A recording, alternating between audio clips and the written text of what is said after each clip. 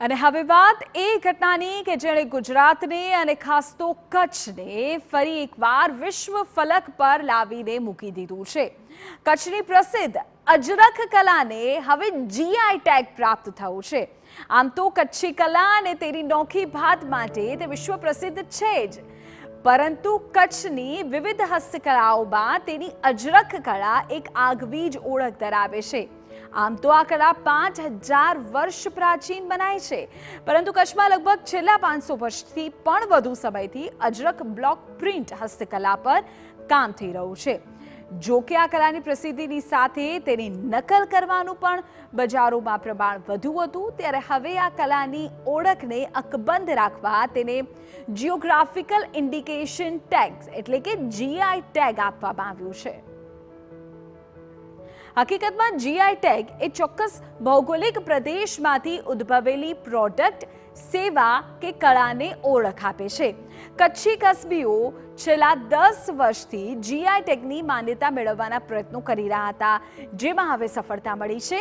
અમદાવાદમાં અજરખપુર હસ્તકલા વિકાસ સંગઠનના સભ્યોને જીઆઈ રજિસ્ટ્રાર ઉન્નત પંડિતના હસ્તે સન્માનિત કરાય અને જીઆઈ પ્રમાણપત્ર સોંપવામાં આવ્યું, જેને લીધે અજરખ કળાના કારીગરોમાં ખુશીની લહેર ફરી વળી। અજરખ માટે જીઆઈ ટેગ મળ્યો તો આ એક જે જૂની કલા છે અને ઘણી કઠિન પરિસ્થિતિઓમાં અમારા પૂર્વજોએ સાચવીને અમારા સુધી પહોંચાડી છે, તો અત્યારે એમાં દેશ વિદેશમાં એને માર્કેટિંગ મળી ગયું છે અને એના લીધે જો ટેગ મળ્યો છે તો એક જાતની એવી દુનિયાના નકશામાં એવી છાપ ઊભી થઈ કે આ એક એવી વસ્તુ છે કે જે પુરાણી છે અને હજુ પણ જીવિત છે અને આઈડેન્ટિફાઈ થઈ ગયું કે આ એરિયાની અંદર આ વસ્તુ થાય છે। બીજું એની જે અમુક ડુપ્લિકેટ કરે છે કે નકલ કરે છે અથવા જે કારીગરોને કાંઈક નુકસાન પહોંચાડતા હોય તો એ લોકો ઉપર પણ થોડીક લગામ આવી જશે અને એના લીધે માર્કેટિંગ વધી જશે। જે હાથથી કામ કરતા હશે એ લોકોને ફાયદો થશે।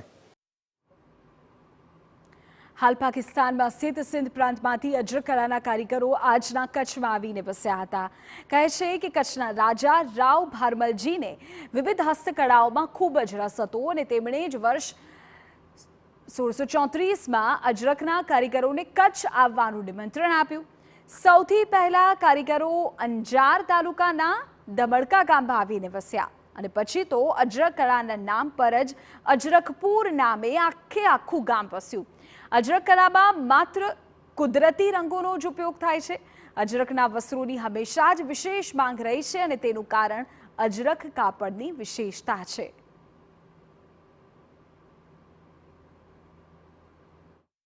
અજરખ 3 જગ્યાએ થાય છે, સિંધ, બાડમેર અને કચ્છ। તો ત્યાં ડેઝર્ટ છે અને દિવસના બહુ ગરમી પડે, રાતના બહુ ઠંડી પડે, તો આ એક જ કપડું એ લોકોને 2 સિઝનમાં પ્રોટેક્શન કરતો હતો। બીજી પણ ઘણી પેટર્નો છે કે કિસાનોના કપડાં અલગ જાતના હોય છે અને રબારીઓના અલગ જાતના હોય છે, તો એના પણ રંગ અમારા કમ્યુનિટીમાં થતા હતા। પણ અજરખમાં બધા કલર આવી જતા હોય ને મેં માણસોને અજરખ જ સમજાવી તો અજરખ એક જાતની પ્રખ્યાત થઈ ગઈ। છેલ્લા 50 વર્ષથી આ કળા સાથે સંકળાયેલા ડોક્ટર ઇસ્માઇલ ખત્રીએ જણાવ્યું કે તેમની 9મી પેઢી આ કલા ક્ષેત્રમાં કામ કરી રહી છે।